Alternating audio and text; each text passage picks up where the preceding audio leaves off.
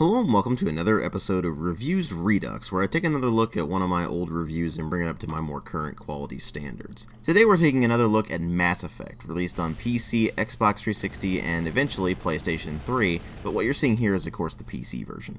This is an action role-playing game first and a third-person shooter second, developed by BioWare and published by EA in 2007 for Xbox 360, and it was released on PC the following year. The PS3 version wouldn't come around until 2012 when they released the Trilogy Pack, which was available on all three of the platforms, and it included all three of the Mass Effect games up to that point. And while in the wake of Mass Effect 3 there has been a lot of resentment towards the Mass Effect series, the original Mass Effect was generally very well received upon its launch, and even to this day it is still considered to be a particularly good game. And I think it's worth noting that I originally reviewed this in 2009, so it was pretty close to the game's release, and it was not too long before Mass Effect 2 came out as well. And since I've reviewed the game, we've had the release of 3 more games in the Mass Effect series, of course Mass Effect 2, 3, and Andromeda respectively. And not only that, but I've actually played through it again several more times, not just right after its release, not just in the process of making the original review, but also just because I wanted to several times, and most recently because I wanted to have it fresh in my mind for when I did this Redux. Well, that, and I also wanted a save file that I could bring into Mass Effect 2 and 3 respectively. Oh, that's right, I'm not just doing a Redux of Mass Effect 1, I'm doing a Redux of Mass Effect 2 and 3 as well. So without further ado, let's go ahead and start delving into this thing and finding out what exactly we're dealing with here and how well it holds up. Well, as far as presentation goes, it does run on Unreal Engine 3, and you will notice that it has not aged particularly well. The modeling is generally fine, but the texture work is all over the place, especially when you get to the PC version where the highest quality in the options menu is actually not the highest visual quality. So if you don't go and edit the config file in order to get the maximum visual quality, what you end up with is some extremely low-res textures that look absolutely terrible. Of course, when you do edit the config file and get those highest quality textures, it does end up looking quite a bit better, and it holds up considerably better when you do that. Of course, it still does look rather dated, and you do have to keep in mind that this was originally designed for Xbox 360, and the PC version was ported over by Demiurge Studios, who really did not do a very good job with the PC port at all. But beyond issues like that, there's also some occasional shader issues where things either look really shiny and they should not look shiny, or they look rather plasticky. But you have to keep in mind that was a general problem of a lot of games of that era, so it's a bit hard to fault Mass Effect exclusively for it. There's also issues like when you go into cutscenes, a lot of characters are using weapons they don't normally use, or they're even using weapons they don't actually have equipped at the moment, and it ends up being kind of weird. Again, that's mostly a problem of the era rather than simply Mass Effect, but it is still irritating. And of course there's the facial animations, which weren't even good back in the day, and they certainly aren't good now, so that didn't help anything. And then of course there's numerous problems with the physics engine going absolutely bonkers, especially with the Mako, which is hilarious and has become a meme in and of itself. But here's the thing, regardless of the actual visual quality issues, what they have done an extremely good job of is catering to the aesthetic they're trying to achieve. Everything looks suitably futuristic, but is grounded enough to be believable. And while you will notice that it was certainly influenced by other works of sci-fi, it still feels like a unique universe, and that's something that BioWare should easily be commended for. And as far as a modern perspective goes, the graphics and the aesthetic are good enough that they don't really get in the way of you being able to play and enjoy the game. Then you move over into sound design, and that's where you get a lot more consistency, although the PC port rears its ugly head here as well, because for some utterly baffling reason, the game is designed to run on software audio instead of hardware audio. So if you're using a more modern computer, it has lots of issues with the audio glitching out and actually degrading performance. That certainly wasn't as much of a problem back when the game was released because it was designed to run around the hardware that they had available at the time, but when you try to run it on more modern hardware, you have to use a bunch of workarounds to get things working properly, and even then, you're still going to notice that over time, the performance actually degrades significantly.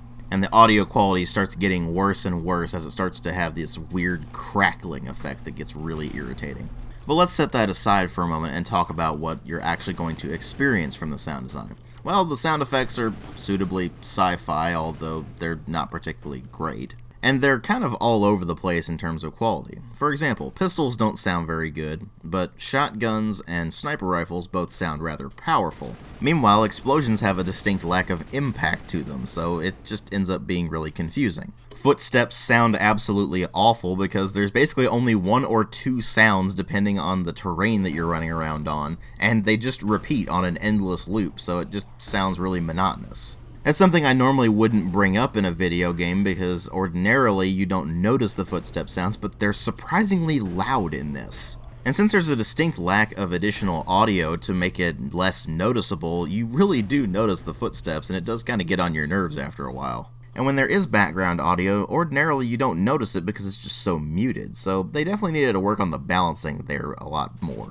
Another thing they needed to work on was the consistency of the voice acting. Now that's not to say that the voice acting is bad, because it's certainly not. It's actually one of the best things about the game. I mean, you've got a bunch of big names in this thing. You've got Keith David, Seth Green, Lance Henriksen, Marina Sirtis, all playing roles in this. And generally speaking, they do a very good job, and they actually make their characters rather memorable. But even when you put aside the big, well-known names and go to the lesser-known voice actors who may have been doing stuff for quite a long time, they also do an excellent job. Really, the only complaint I can raise about their performances is that occasionally there's a sour line here and there, but that happens all the time in a lot of games, so it's not that big of a deal. Again, it's more of a consistency problem than anything else, but the real consistency problem comes from all of the secondary characters or even just the generic characters, like all of the random enemies you fight that say the same line over and over and over again in the middle of a fight.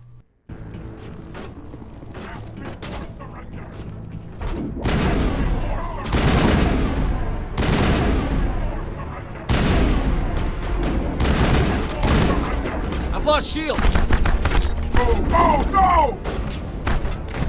Death before surrender! You'll just hear those lines constantly every single time you get into a firefight, and it just ends up being annoying after a while. In that instance, there's too much consistency. They really needed to shake up those lines a bit more and actually give them more to say, but unfortunately we're stuck with enemies that are just broken records. And speaking of records, you finally get to the last element of the sound design, the soundtrack. It's a mixture of electronic synth, very heavily inspired by stuff from the 70s and 80s, particularly Blade Runner, and of course orchestral music that's more fitting for a grand space opera kind of deal. And while a lot of it is a bit simplistic, it did lay the groundwork for what would be expanded upon in Mass Effect 2, 3, and Andromeda, and it's still very solid music to boot and fits the game extremely well. So ultimately, despite a few problems here and there, the vast majority of the presentation is either good enough to not get in your way, or is outright strong. But what really matter are the story and the gameplay. The story takes place in 2183 after humanity discovers some ruins on Mars that lead them to the secrets of Mass Effect technology. It is a technology that allows for, among other things, faster-than-light travel through something called a mass relay, which is basically a huge gate system. And as humanity ventures out into the stars, they find that they're not alone. In fact, one of the very first things that happens is called the First Contact War, where the Turians came over and they're like, hey, we don't take kindly to people opening Mass Effect relays. So they started a fairly brief war with humanity that they actually suffered a pretty humiliating defeat with, considering that the Turians are considered the most warlike race in the galaxy other than the Krogan. And with the Turians being the main enforcers of the Citadel Council's laws, then you find out pretty quickly there's a very good reason for everybody treating humanity with suspicion. But that's all about 30 years in the past as of Mass Effect 1. See, the game actually begins with you being selected as the best that humanity has to offer. You play as Commander Shepard, a Special Forces operative that is part of the Systems Alliance, which is humanity's main government in the galaxy, and it turns out rather quickly that you have been selected as a potential candidate for Spectre status. Now, Spectres are a very elite Special Forces group that enforces the Council's will in Citadel space. The Citadel is a gargantuan space station that houses the Citadel Council, which you can basically think of as the main seat of governance for every single race in the galaxy. And the Spectres are their most elite operatives that are basically given carte blanche to do whatever they need to do to accomplish their mission. This makes them simultaneously respected and feared, and having a human as one of their number would go a long way to advancing humanity's position in the galaxy. And so you find out at the very beginning of the game that the Spectre Nihilus is on the ship you're on, the SSV Normandy, not just to observe the capabilities of the ship, it being a new joint venture between the Turians and the Alliance military, but also to observe you in your various dealings throughout a series of missions that you were going to be going on together. But things don't go to plan. In the middle of talking with Captain Anderson, the captain of the SSV Normandy and your commanding officer, as well as Nihilus, you receive a distress call from the colony that you're actually headed towards called Eden Prime, and you find out that it's actually under attack by an unknown enemy. This turns out to be an attack by the Geth, a race of machines that drove the Quarians off of their homeworld of Rannoch and eventually just kind of kept to themselves until now. And you also find out very quickly that there is a rogue Spectre named Saren who is leading them. And they're after what you're after, a Prothean beacon that was discovered on Eden Prime. The Protheans went extinct roughly 50,000 years ago, and it was actually Prothean ruins that humanity discovered on Mars and that jumped their technology forward, so needless to say, it's actually a very important discovery. But when you actually run up against the beacon, you find that it delivers a bit more than simply some research opportunities. It gives Shepard a rather jarring vision, a warning of things that might be if Saren is allowed to finish what he started, which it turns out is bringing back the Reapers, a highly advanced synthetic race that wiped out the Protheans 50,000 years ago. And thus your quest begins. You have to track down Saren and stop him by any means necessary, because the alternative is that he brings back the Reapers and they might even wipe out all of the species in the galaxy. The Council gives you a few leads to go on, and then it sets you loose to do what you see fit as you try to track down Saren and stop him. And as far as storylines go, it's decent enough. It keeps your interest throughout, and it keeps the stakes pretty high throughout, although it does seem like the pacing is a bit off because you can just kind of go and do your own thing for a large portion of the game. Now, I get why they did that. It's for gameplay reasons. You have a lot of side content that you can do, and they wanted to give you plenty of time to do it without having finished the main storyline. I mean, the level cap is 50 after all, and if you only play through the storyline, you're not going to hit that level cap by the end of the game. But here's the problem with that side content. Generally, it actually does not have much bearing on anything at all. A lot of it is pointless busy work where you're just going around finding various minerals to extract, or you're going around finding various insignias or matriarch writings which don't really give you a whole lot to go on. And several of the missions are simply combat missions where you go into a location, you fight a bunch of enemies, and that's it. The whole plot line for that is resolved without really anything more than the introduction being done. This means that the vast majority of the side content is completely forgettable. But here's the thing, the side content is also where you get all of the world building, and the world building is the one thing this game does extremely well. When you're running around talking to people, a lot of times they will give you exposition dumps. Now, that's not exactly the best way of handling things, but it does give you a more active explanation than simply going to the Codex, where there is a metric ton of information. Almost every single thing in the game has an explanation, and it is a grounded explanation that makes total sense in that universe. And when you talk to people, even though a lot of times they will give you an exposition dump that really does seem like they're pretty much just reading an encyclopedia rather than actually talking to you, you still get a lot of information about how people think, how people's governments work, how the technology in that universe works, all of this stuff that really does flesh out the world and make it feel more alive. And speaking of coming alive, even though a lot of the characters are subject to severe information dump problems, they still do come across as having their own wants, their own needs, and their own personalities. Even though you do often get exposition dumps from characters, you'll hear their own perspectives on it as well. So for example, Tali Zora is a Quarian and she's on her pilgrimage. And when you talk to her, you do get the explanation of what the pilgrimage is and what it means for the fleet, as well as the explanation of her people's government and her people's culture and that sort of thing. But she also explains her particular perspective on the situation, being that she's the daughter of one of the admirals in the fleet, so her expectations are protected particularly high, as well as the fact that this whole experience is completely alien for her because she's used to being on Quarian ships all the time, which are old and broken down, and now she's on a top-of-the-line Alliance vessel, being led by the first human Spectre and being part of a multi-species, multicultural crew. And that's just one perspective. Every single character in this game has their own perspective on what's going on, and there's a reason they have that perspective. As you talk to them, you'll learn more about their backstories, you'll learn more about why they look at things the way they do, and in some cases, you'll find that they have their own specific prejudices. Now, of course, some of these characters wouldn't necessarily hit their stride until the sequel, but you do see all the foundation of what makes the Mass Effect series worth playing in the first place here. Because let's face it, folks, the gameplay in the first Mass Effect is a mess. It's a combination of third-person shooting with role-playing mechanics, so what you end up with is all of your skills being tied to the role-playing aspects, and you do get a lot of passive bonuses from that as well. But the primary gameplay is going to be more of a tactical third-person shooter. What this ultimately means is that as you level up, you will continually improve your skills until eventually you get new abilities, and those will be able to be used in combat. For example, there's an ability that improves your sniper rifle's next shot to do a ridiculous amount of damage, or there's an ability that allows you to do a continuous stream of assault rifle fire without it overheating.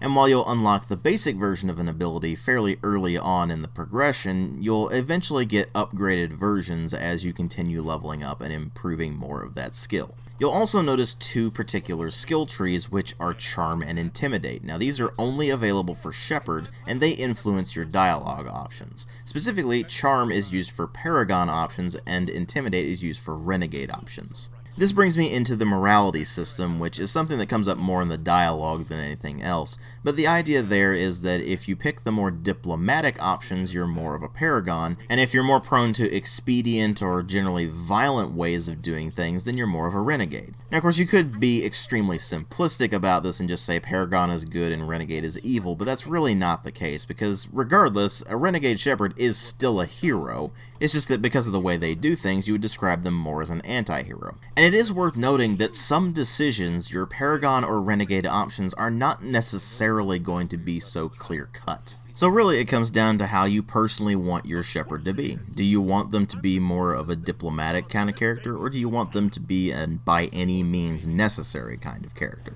Both are perfectly viable, and both benefit greatly by filling out the Charm or Intimidate options respectively. Beyond that, the rest of the leveling is directly related to combat, which is done in this kind of third-person shooter style where you can also command your two squad mates around. You can have them rally on your position, you can have them go to a specific location, you can have them target specific enemies, you can have them do certain abilities on specific enemies. It just depends on what you want to do with them, of course. Every character does have the option of using one of 4 weapons at a time, but they aren't necessarily going to be good with them. So for example, if you play as a soldier, you're kind of a jack of all trades, but it's all specifically related to combat, so you can use all of your weapons equally well. But if you're like, say, Caden, and you're an adept, a biotic adept, then most of your strengths are going to be from your actual combat abilities and not from your weapon use, and all you're really going to be good at using is pistols and light armor. So of course it behooves you to fully equip the squad members as well as yourself with the best weapons and armor that you can use, and of course to prioritize which weapons and armor they're good with. It's also worth noting that while every character can equip a weapon in any of the 4 categories, and it doesn't matter which weapons they can equip, there are no restrictions on those, they can't necessarily equip all the same armors. Armor is divided up by light, medium, and heavy, and it's also divided up by species. So Asari and humans can both use human armor, but Quarians have their own armor, Turians have their own armor, and Krogan have their own armor. And between the character's species and their skills, that limits what kind of armor they can wear. So for example, obviously a Turian cannot wear Krogan or human armor, but with the right skills they can wear both light and medium armor instead of only being able to wear light armor. And as you play through the game, you will of course find various weapon and armor drops all over the place, and you'll also find various weapon and armor mods. These can have various effects like being better against shielded enemies because they actually bypass shields more, or they might do additional damage over time or something along those lines. And of course, armor mods will give you things like improving your health and armor regen, as well as improving your shield capacity and all that sort of thing. And all of the gear is in various tiers, so you start out at tier 1 gear, which is the absolute weakest in the game, and you can end up with tier 10 gear, which is the strongest gear in the game. The level of gear you'll find on offer in the shops as well as in the loot drops is going to depend on what your character's level is. So obviously if you're max level, then you're probably going to be finding a lot of max level gear, and if you're low level, you're going to be finding more low level gear. And you'll be finding out very quickly that the type of gear you equip is going to depend not on how it actually handles, but on its stats. Because the differences between all of the various tiers of gear as well as the different types of gear, so for example the Terminator versus the Raptor weapons or something along those lines, is going to be the amount of damage it does versus the heat absorption and the amount of shots you can get off before it overheats kind of deal. And of course with armor it's going to depend on whether you want physical protection or more shields or more tech and biotic protection. And thus you will end up with an inventory full of trash loot, effectively, which you can either convert into Omnigel, which can be used to bypass things, or you can just sell it later on for credits, which you can then use to buy more things. And you'll be having to do that quite often throughout the game, because you will find that the vast majority of loot you receive is not going to be stuff you're going to want to equip. And the inventory was not designed very well, so you end up with a fairly clunky list format that really just makes it annoying to navigate, and as a result, the inventory becomes more of a bother than anything else. But of course you have to clean it out because you also have an item limit, so if you hit the item limit, then you can't get any more loot. It's kind of a vicious cycle of annoyance versus actually getting new gear, and obviously you're going to pick the gear over the mild annoyance that the game gives you from just messing around with the inventory system. Regardless, all of the weapon types handle exactly the same regardless of which specific weapon you're using. So for example, if you have a Lancer, it's going to handle exactly the same as, say, a Raptor or a Tsunami. They all have the same handling within a given category, so that means that assault rifles are all rapid fire, so basically machine guns, and they're good at medium range to short range. Although they do generally have quite a lot of spread on them, so you make sure to fire in pretty short controlled bursts on those. Shotguns are of course good at close range and do a lot of damage, but they have a very limited amount of shots you can get off before they overheat. Sniper rifles, again, very limited shots before overheat, and they do have scope sway in a pretty severe manner, but beyond that, they're meant for very long-range engagements. And then, of course, you have pistols, which are fairly close-range weapons that have a moderate rate of fire and a moderate heat capacity. And when you combine the role-playing aspects with the actual combat system, you find out very quickly that it is a tedious chore to actually play through combat. The cover system barely even works. You have to go up against cover and it automatically tries to take cover, only it kind of doesn't. It's a bit of a mess. You have a very, very limited sprint capacity, so after you sprint, then you're stuck waiting on your fatigue bar to drain, which takes a very long time before you're able to actually do another storm, which is what it's called again. You are also able to crouch for additional accuracy, and you can crouch within cover as well. So when you go up against cover and you're actually noticeably in cover, if you go to zoom in and aim at things, then you find that you will actually lean around cover and start shooting at things. Although it is very finicky, so you can end up in situations where you're trying to aim out from around cover and you just sit there and do nothing instead, or you'll aim around cover and you'll shoot at things, but then you go back into cover and you find that you're still getting hit because you're not fully in cover, and you have to end up shifting around until it eventually works. And it just ends up making the adaptive cover system they put into this thing a bit of a mess. The thing is, you're going to be needing to use cover because you have a pretty limited shield capacity, and once the shield is down, it takes quite a while for it to regenerate unless you have, of course, the shield boost ability. And once your shields are down, then you start taking health damage, and if you take enough health damage, then you die. Your squad mates are in a similar vein, where if their shields go down, they'll start taking health damage, and if their health bottoms out, then they fall to the ground. But you can actually revive them with the Unity power, which is something you get once you become a Spectre. Otherwise, you can heal up your squad mates by using the first aid ability, which uses a Medigel. Now, Medigel is something that is in fairly close abundance throughout the entire game, so you never really need to worry about running out of it, but you can actually increase your Medigel capacity throughout the game with various upgrades. You also get grenades, which you can apply mods to, and you will find various grenade replenishment throughout the game, and you'll find various grenade capacity upgrades throughout the game as well. But they are fairly awkward to get used to because you press the button once to throw the grenade, and then you press it again to actually detonate it. And the physics behind the actual projectile for the grenade ends up being fairly wonky and tends to not go exactly where you want it to go. And all that put together, along with the rather long cooldown times for your various powers, means that the combat ends up just kind of being tedious rather than anything else, and it ends up being one of the game's biggest problems because there is an awful lot of combat in this thing. And instead of being intense and exciting or outright very tactical like they seem to think it was, it just ends up being boring.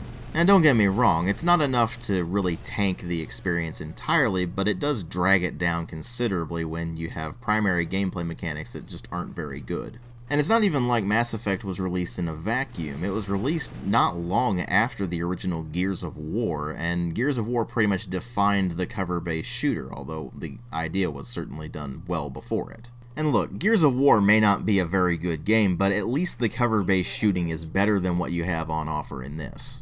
Beyond the third-person cover-based shooting and the very light tactical element to it, you also have driving the Mako around, which is an exercise in futility because that thing pretty much does what it wants to do.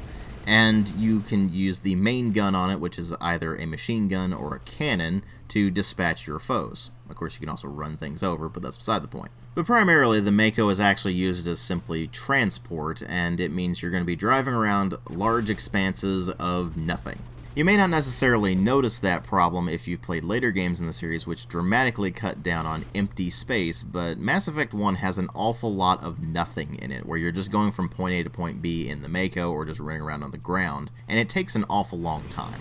If driving the Mako around handled a lot better, then that may not necessarily be a problem, but about the only joy you can really get out of the Mako is the fact that it completely defies the laws of physics and ends up just flopping all over the place like a friggin' fish. Not to mention, boss fights, quote-unquote, in the Mako end up being extremely tedious, because you'll just be circling around the thing, which will never actually hit you while just pounding it with cannon fire. It just drags on and doesn't really serve much of a point. Speaking of not serving much of a point, there's also the bypass minigame, which allows you to bypass locks or get into various sealed crates or anything along those lines, and you just move an arrow around a ring until eventually you can move it onto the next ring, until eventually you get to the center, and you'll have these red blocks that are circling around that will actually reset you to the very outer ring, and you have yellow-orange blocks that will impede your progress, although they certainly won't reset you. To get into the higher level locks, you do need to have a higher level of electronics or decryption, or sometimes both, depending on what the situation is.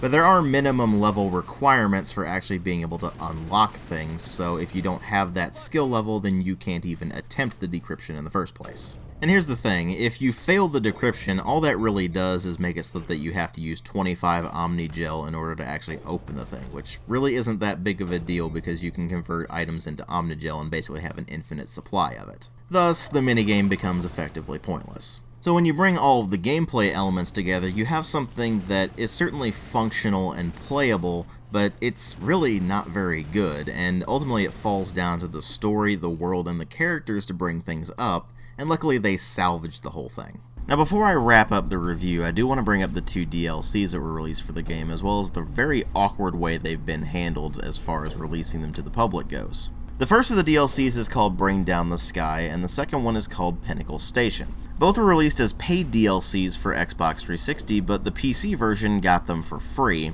and then the PS3 version got Bring Down the Sky included, but for some utterly baffling reason, Pinnacle Station is not available on the PS3 version at all. In other words, if you played the Xbox 360 version of the game, you basically got shafted on the DLCs because you were the only ones who had to pay for them. Which is especially egregious considering what you actually get in those DLCs. First, I'm going to talk about Bring Down the Sky. It introduces a new quest line and a new location where you go to asteroid X-57 in order to prevent it from crashing into Terra Nova and killing millions of people. The storyline for it is extremely short and consists of you going to the asteroid and investigating, finding out that it's actually a Batarian extremist group that is trying to crash the rock into the planet, and you just have to stop them from doing that. Obviously, it doesn't have anything to do with the main plot of the game, it's just treated as a side quest, and the whole thing takes you maybe an hour to 2 hours to finish, and that's assuming that you just wander around aimlessly for about half an hour. Aside from the main storyline of the DLC, there's also a single side quest, and you can just kind of wander around the asteroid for a bit, but there's not really much to it. And here's the thing, if you got it included with your game for free, then that's not that big of a deal. It's just an extra side quest for you to do, and it's just a bit of extra content that, albeit mediocre, is certainly not terrible.